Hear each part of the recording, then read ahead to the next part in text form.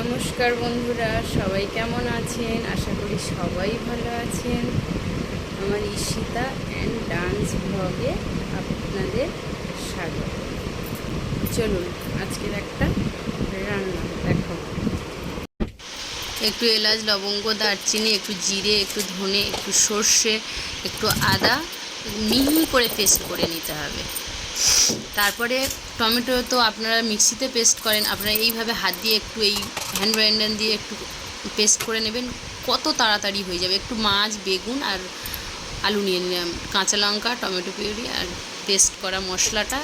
এবারে হলুদ, লবণ আর গুঁড়ো লঙ্কা দিয়ে কড়া গরম হলে তেল দিয়ে মাছটা ভেজে নিন। গুঁড়ো লঙ্কা দিয়ে মাছটা ভাজবেন, দেখবেন খুব টেস্টি হয় খেতে।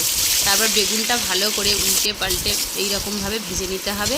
তারপর আলুটা আবার ভেজে তুলে নিতে হবে, এমনভাবে ভাজবেন যেন আলুটা সিদ্ধ হয়ে যায়।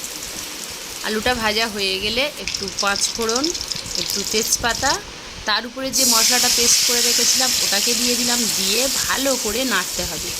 নেড়ে এক টমেটো পেস্টটা দিয়ে দিলাম, দিয়ে কষতে হবে। কষতে কষতে তেল ছেড়ে দেবে, দিলে একটু চিনি দিতে হবে। মশলার মধ্যে যে একটু তিতো ভাব থাকে ওটা তাহলে কেটে যাবে। গিয়ে মশলার সঙ্গে মাছ, বেগুন, আলু দিয়ে ভালো করে একটু কষে নিয়ে জল ঢেলে দিতে হবে।